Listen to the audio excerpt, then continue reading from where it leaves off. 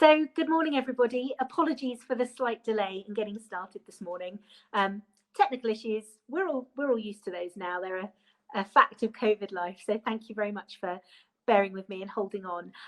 It's lovely to meet you today. My name is Paula Humphrey, and I'm part of the campus recruiting team at JP Morgan. My role in that team is candidate engagement. So that is a really nice way of saying that it's about meeting people like you, educating you, inspiring you about roles at JP Morgan, and hopefully getting you to apply to us.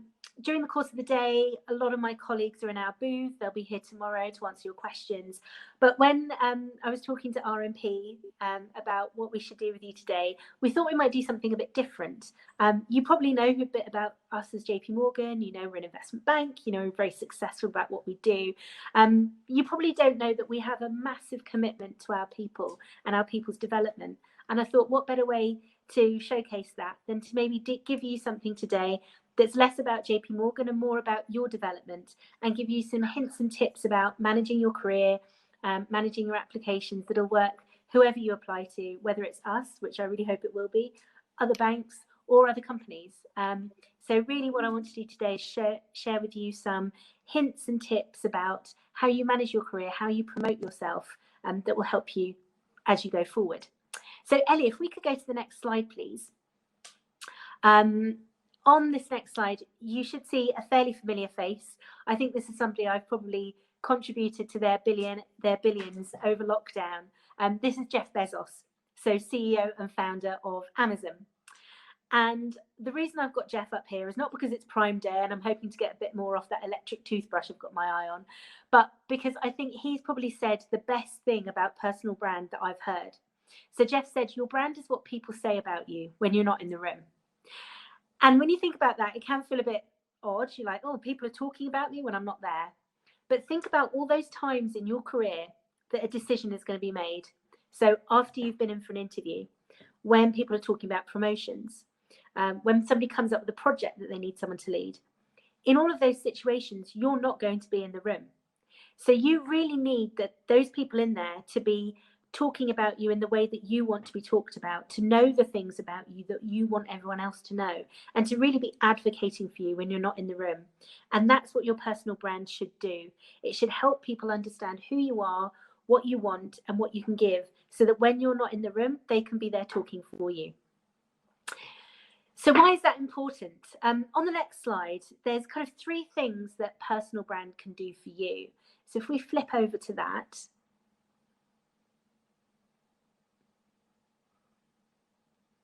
thanks, Ellie. So there's 3 things that a personal brand can really help you with in your career. And I think the first one is differentiation. You're a super smart undergraduate, postgraduate, graduate. You've got some great work experience. You come from an interesting background. You've done extracurricular activities. That's all brilliant. But then everyone else on this call is the same as that. So how are you going to stand out from the crowd? So having a really strong personal brand can really help you differentiate yourselves from other people. And it keeps you top of mind. How are you going to be that one candidate that everyone remembers? The second thing it does for you is credibility. You probably know people who will tell you at length how wonderful they are. And you're thinking, I don't think you're that wonderful. I've seen you doing X, Y, and Z. Husband and I were in the gym this morning. One of our gym buddies is always like, I'm going to put more weight on my bar. I'm going to put my weight on my bar. And he does it. And then 2 days later, he comes back and can't walk. I'm like, yeah, you might think you're strong, but you're not. So how do you get beyond that? Just telling people how great you are and them experiencing it for themselves. Well, again, a good personal brand is not just about what you say, it's about what other people say. So you've got that independent verification. And then finally, it can do a lot of work for your leadership. You're probably sitting there at the moment thinking, I'm just trying to get my first internship analyst role. Where's leadership for me? But a strong personal brand can really help you when you get in those roles so that you can distinguish yourself as a leader. Probably the most important way or the most useful way to think about that is something that you can bring is being able to answer questions or look at something from a different perspective so you can become a thought leader. The other thing is, if people understand how you think, what your values are, the way you like to do your work, when you're not there, they can make good decisions on your behalf. So I always said to my team, the three things that I will always make a decision based on are candidate experience, is it right for our business, and is it commercially viable? If you apply those three things, then you're going to be fine. So helping people understand what drives you and how you make decisions can really mark you out as a leader, because people understand and are able to carry on your work.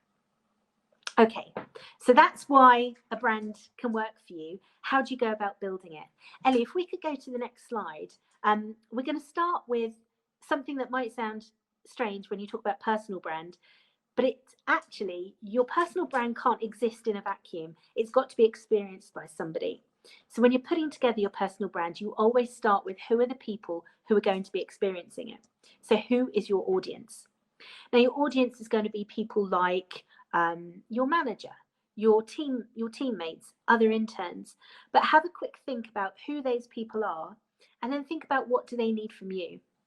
So the first thing is, what are you actually there to deliver? What do they need you to do? These are the skill sets, the deliverables that you'll have. So when you start your internship with JP Morgan, you'll be told you're going to be responsible for monitoring this email box and triaging these messages. So there'll be deliverables that you'll have from that. The next thing is going to be around what value can you add on top of that? How can you really delight that person? So it's not just about what you're going to do, but the way you're going to do it and the extra that you can bring to that. And then finally, it's the way that you're going to approach your work. So what are your values? Now, I've said it's all about you, but actually you're thinking about what is it that those people need you to do? So what are the things that manager wants you to deliver for them?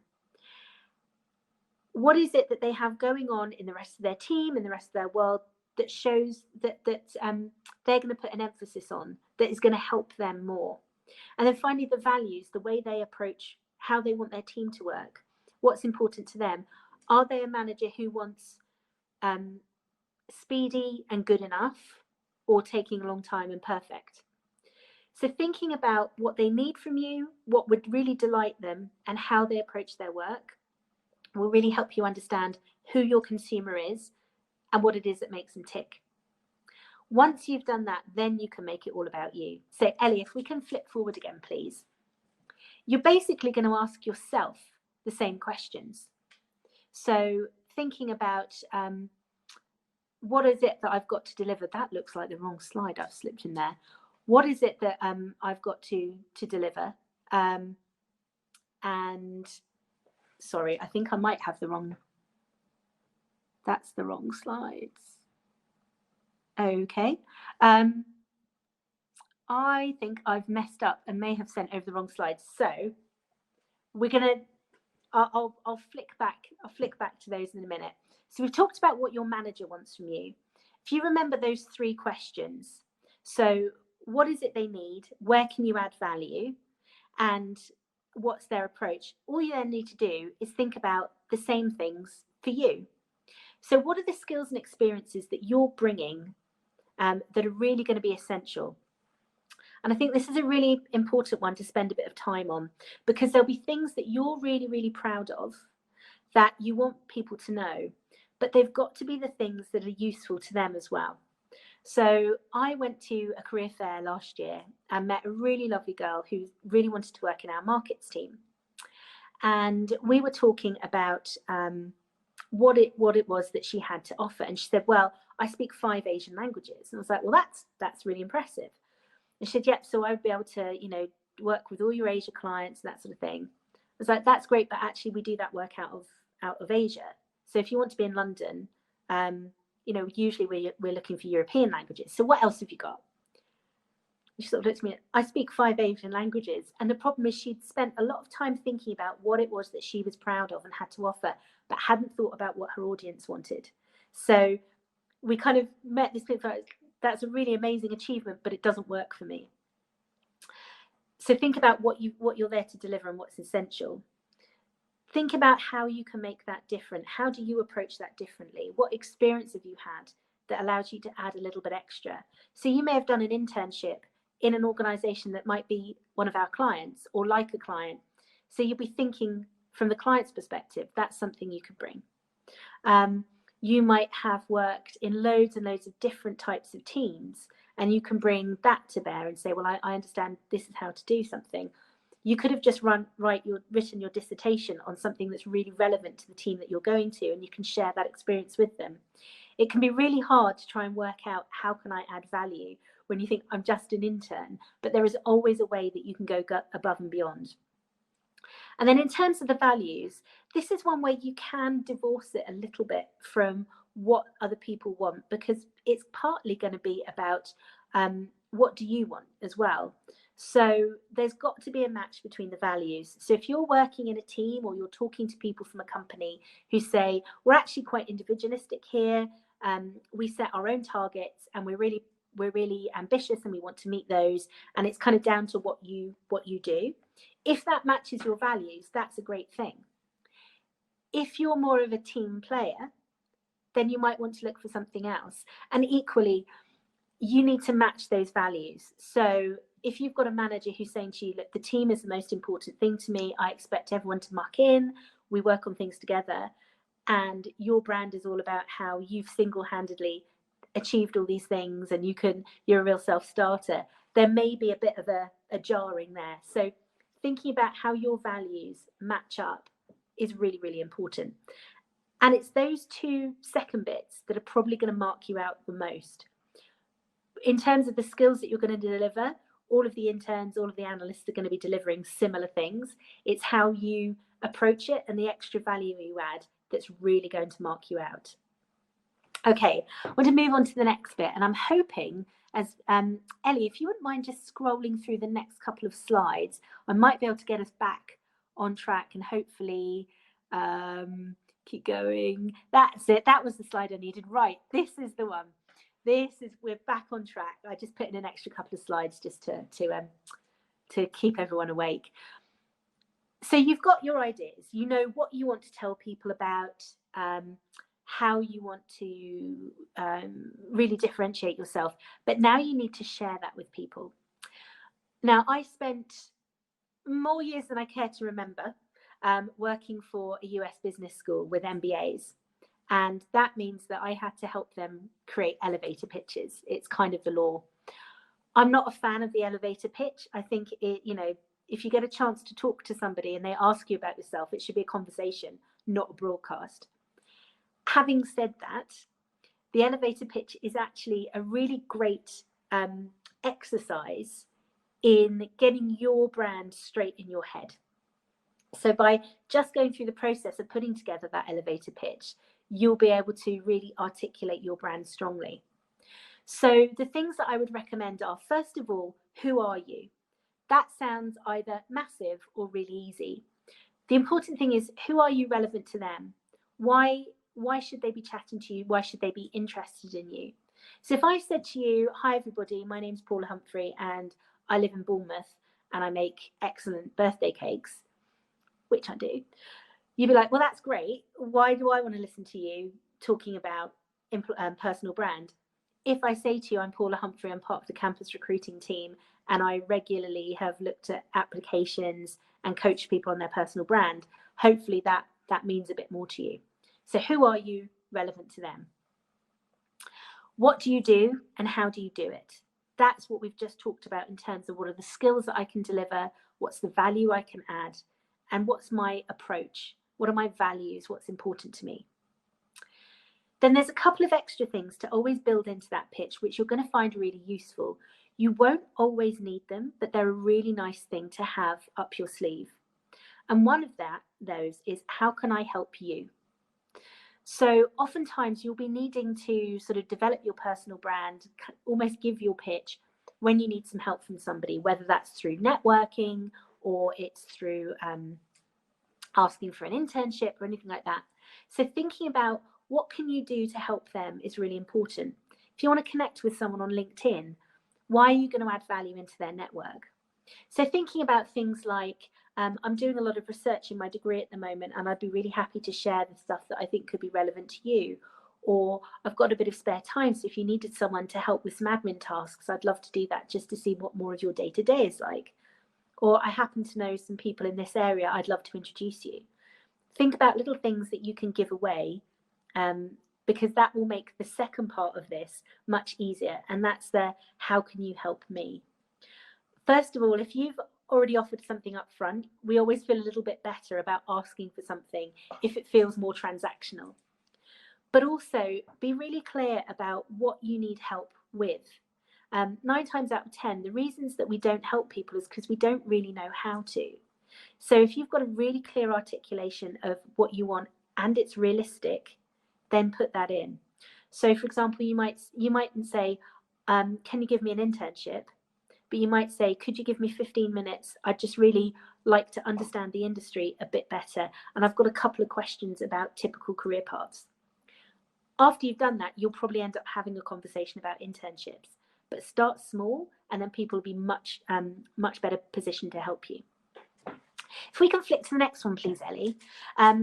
Just a couple of things to note about the pitch.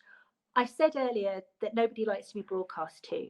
So rather than thinking about this as a pitch that you're going to deliver, I want you to think about it as hats that you're going to hang off a coat rack. Now, bear with me, because I know this is a bit of a tenuous analogy. But if you think about a conversation that you have with people, there will be things that you react to, questions that they ask, points that they bring up, where you'll think, oh yes, this is what I want to say about that. And that's what your pitch should be. So if you're having a conversation with someone on the tube, which you probably shouldn't because your mask will be on, and they say, oh, so, you know, what are you up to at the moment? You say, oh, well, I attended an event yesterday where I heard about different opportunities in investment banking. Oh, really? I work for an investment bank. What is it that you're looking for? Then you can go to Iraq, or you can say, or somebody says to you, so what are you doing at the moment? Go to another like little hat. So think about your personal brand as being these little things that you can hang off a conversational hook. I hope that makes sense. Something else to think about is it's got to be something that you want to tell people about. Sometimes we feel a bit embarrassed saying, oh, I'm good at this, or I'm good at that, or I've got this skill. So first of all, make sure it's something that you're excited to share. But if you're one of those people who's a little bit shy about saying how good you are, use feedback, put it in someone else's words. So for example, you could say, I love working in teams, I've had a lot of experience of it. And actually the last team I worked in fed back to me that they thought that I was particularly good in a team because I was anticipating what other people needed. I kind of kept an eye out for what everyone was doing. And that allowed me to really anticipate and help them out before they really needed help. The nice thing there is you've kind of shifted it away from just you saying it, but you've also given that third party credibility that we talked about. So don't be afraid to use feedback to illustrate your point. I'm going to skip forward a couple of slides, if that's okay, because I know that we don't have a huge amount of time. So Ellie, if you could keep going, please. And I believe that this is going to be recorded and these slides will be available. This is a great one. Actually, yeah, let's go back one if we may. That's brilliant. Couple of notes I just wanted to say about this is your personal brand is going to be a lot about what you say and what you write. But don't forget, it's also about how you present yourself. And this is where people sometimes become a little bit uncomfortable, thinking that this is about wearing the right things, looking the right way. It's absolutely not. It's just about making sure that the way you promote yourself physically matches up with what you're saying about yourself. So if I told you that I was super passionate about what I do, that personal branding is really important to me, and I sat here like this and said that I was just really passionate about it, you wouldn't agree with me. You wouldn't believe me. But the fact that I'm sort of trying to smile, be upbeat, use my hands, hopefully make you feel engaged, should convey some of that passion. I've also sort of brushed my hair, put a nice top on, put some makeup on, because it's important to me. This is an important event for me and for us and for you. And I want you to know that I respect that and I respect your time, and I'm grateful for you to giving it to me. So thinking about how you promote yourself is really important and really useful. One of the things there is if you tell somebody that you're really organized and you turn up late every day and your shirt looks like it needs a good iron and you've got odd socks on, that's not a great starting point. I'm not going to talk about the impression part because that's me, you can look up. But I would like to skip to the last slide, because I know I've just had the bell for Q&A, but there's one more slide that I want to share with you. And Ellie, it's the Johari window one. That's the one. So I've rattled through how you build a brand, but the truth is you already have one. And it's what is going on in that top left-hand corner of that box. It's what people know about you and what you know about yourself. So that is what your current brand is. Underneath it and to the right of it are opportunities to build that brand further. So underneath it is what you know about yourself, but the rest of the world doesn't yet. So that's a real opportunity to showcase more. And the way to bring that up into your brand, into the arena, is to tell people, show and tell. On the right-hand side of it, in the blind spot, is reputational opportunity, but also reputational risk. So this is what other people think about you that you don't know. So it could be great things, or it could be stuff that isn't so great. The important thing is you need to find out as much as you can about what is in that spot and work on it. Only way to do that is ask for feedback. Now, we all love getting feedback, but actually it's really, really important, because if you get it and then you work on it, A, you eliminate the bad stuff, but B, that can actually be part of your brand as well. One of the things that we really value is people being self-aware and understanding what they're good at and what they're not good at. And if you say to somebody, I took that piece of feedback that you gave me and I've been really working on it, and they say, yeah, you know what, I noticed that actually, really good job. That is such a strong piece of branding, because it shows that you listen to feedback, you're committed to your self-development, and you work on it. And then people will be really keen to work with you more. So as you're going through your whole recruitment process, really take the time to find out from people that you meet and talk to what's important to them, what are the skills you need, work out how you can add that extra value, and really match it on values. And where your values and their values match in that little Venn diagram is exactly the brand that you want to promote. Get good about talking about it, helping people understand it, and don't be afraid to ask for feedback so that you can keep on top of what your brand is. And when your brand is consistent with the feedback, if what you want people to know is what they're feeding back to you, that's when you know that your brand is a success. Too many S's there. I'm going to stop there because I know we want to have time for Q&A. So I believe it's Lizzie's going to jump up any sec. So I'm going to leave that there. As I said, I think the slides are going to be available to you. Lizzie, please be gentle with me. Hello. Feedback. If you could turn that off. Hello. Right, I'm here. Good technical challenges we love on a morning. Lovely to hear all about that and to see you on screen. Really, really interesting. Lots of key things to take away for students that some things that we haven't heard of before, and it's so important with personal brand. So I was sitting there writing loads of notes, loving it. So yeah, thank you so much. So for everyone who doesn't know who I am, I've jumped on, so I'm from RMP. I've been looking at questions that have come in, and I've got some questions as well, just to ask about JP Morgan. So we've got probably about 10 minutes, so if I crack on. So the first question that I have kind of talks a little bit about what you've mentioned already around personal brand. So do you have any more sort of top tips that you could give students about how they can really improve their personal brand? So I think probably the first thing is, once you've done that research and you know what you want to get out to people, just go to the different places where people are going to experience your brand and make sure it's consistent. So they're going to experience that brand obviously in person, but also on things like your LinkedIn profile.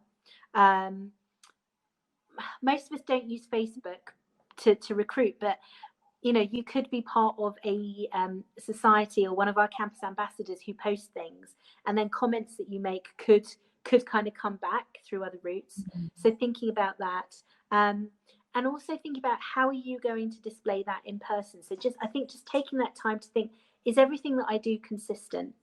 And that would be my first thing. The second thing is, once you've worked out what you want to say, really look for the evidence that backs it up.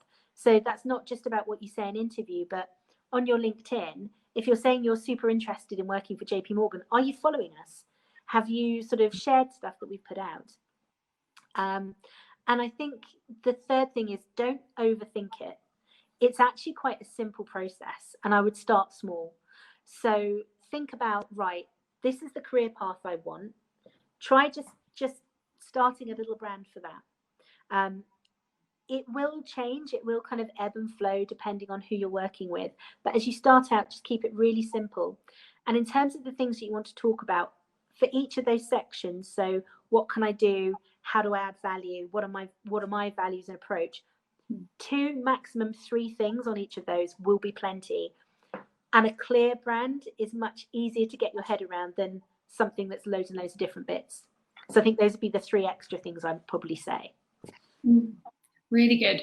And I love what you said earlier around, it's not about you, but it's about what you can add and the value. It is how you market yourself. So how are you really delivering something that the company or the person wants? So I think when you think of those thoughts you just said about LinkedIn, it's thinking what's really going to hook someone who's looking at it into you as a person. So yeah, really good. Love those.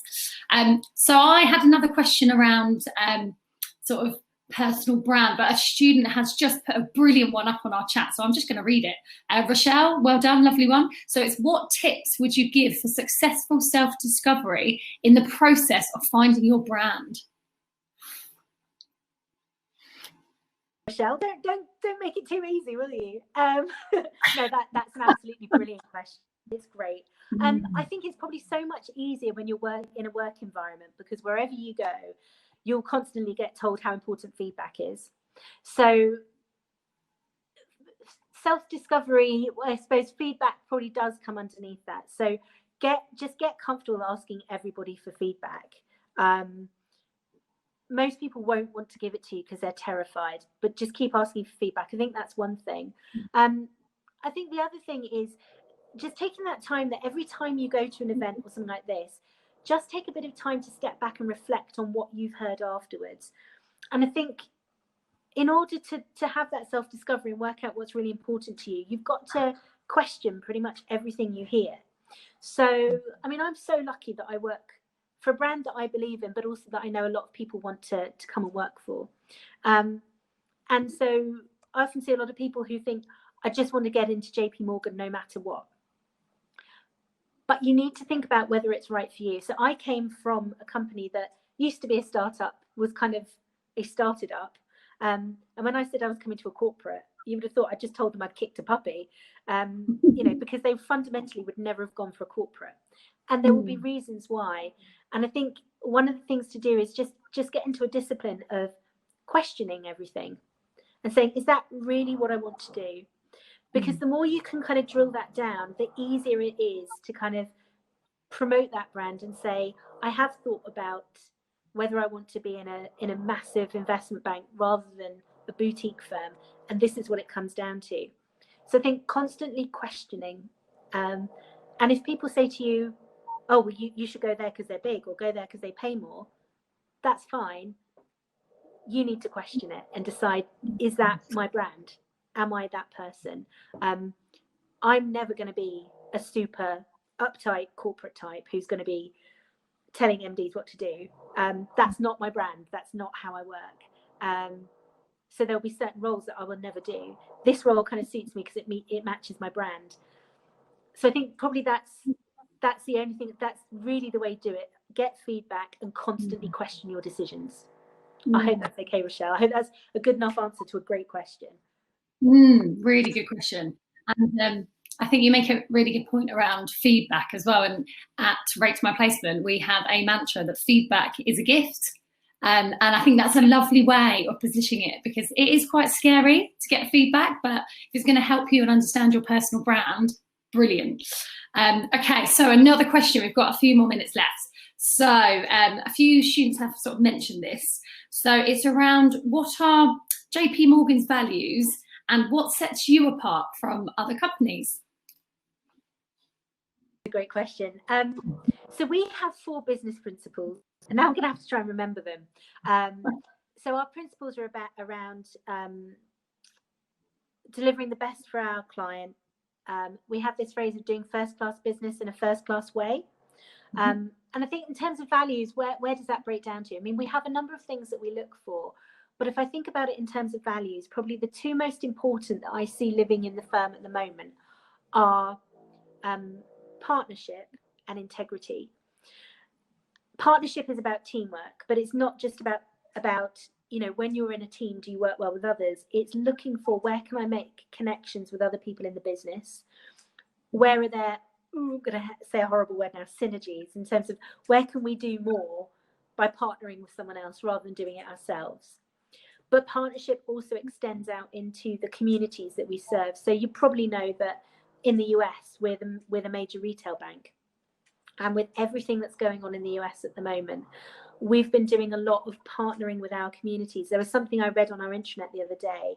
We've opened a new Chase branch in the area of Minnesota where George Floyd was from. And obviously that's a really emotional place to be at the moment. People are feeling very vulnerable, very nervous. And we've gone in there and we've actually created not just a branch, but it's like a community hub. So there are events that happen there. There's kind of startup support, financial literacy. And it's about looking at how do we partner with our community and put something back into them. The other value is integrity, I think, for really obvious reasons. You don't have to go back too far to 2007 to see everything that happened then. And as a bank, we always did the right thing and we came out kind of relatively unscathed. And that's so important to us. And integrity has been described to me as doing the right thing when no one's looking. And I think those are the two values that are really, really important to us. What makes us different? I'd say there's two things that I've noticed in my 3 years at JP Morgan. First of all is, for a firm full of bankers, we're really, really nice people, like genuinely nice people. Hopefully you'll see it in the chat, but I think bankers get a bad rap, but actually just people are really nice. And there's plenty of MDs that I can speak to who treat me like a normal human being. So I really appreciate that. And the other thing is what I've just said about the commitment to our communities. We're super successful as a bank, and that's a really nice place to be. But I like the fact that we want to share that success, and it makes me feel better about being in this corporate world if I know that there's some good coming out of it at the end of it. So that I think what makes it stand out for me. Yeah, I can really get a sense of your passion for working there, and it sounds brilliant. Those initiatives that are running, they're the things that you don't normally hear if you just look on a website, or if you're it's just really good to hear them from you as well. So I think that's brilliant. Very quickly, we've got only a couple of minutes, so just quickly, opportunities. So we've got lots of students excited and they're all interested in working for you. So we've had quite a few different questions, but would you just be able to have a quick overview of the opportunities you offer and whether they're open at the moment? Of course. So we're open for everything at the moment, apart from our early insights, which I'll mention in a second. So everything that's open at the moment are our summer intern and off-cycle roles and our full-time roles. Summer intern, off cycles and industrial placements we have across all areas of the business. So all the stuff you'd expect: investment banking, markets, wealth management and asset management, but also in our corporate areas. So there's some really great opportunities in things like finance and business management, and a couple of the guys are on the booth at the moment. Also something called corporate analyst. Yes, CADP, Corporate Analyst Development Program, which is process improvement, project management, data analytics, that sort of thing. They're all open at the moment, and we close on the 29th of November. Full-time roles, we don't necessarily have them in all areas of the business because we tend to fill from our internship classes. But where we do have opportunities, those are also open at the moment. And then our first-year opportunities, so our early insights, they should be going live on our website at the end of this week. They're a little bit delayed because we were looking at, given the experiences we had with our virtual Spring Week this year, were there tweaks we wanted to make? Did we want to offer more insights to more people? And the answer to that is yes, which is really cool. So they'll be going live at the end of this week. Brilliant. Well, that's about time, I'm afraid. So I want to ask you so many more questions. So what I'm going to suggest is, if anyone's got specific questions, head over to your booth, and then you'll have some people on the booth to be able to answer them. And thank you so much. What a really interesting, refreshing start to the day. It's been great. Thank you. And thanks so much, everyone, for bearing with on the technology and then me having the wrong slides in there. Not the most professional way to do it, but as I mentioned, at JP Morgan, we are human beings. So hopefully that's okay. And thanks for all the questions. They're brilliant. Yeah, thank you so much. So on that note, I'll say goodbye and we'll speak to you soon. Thanks very much. Thanks so much. Thanks, everybody. Bye. Bye.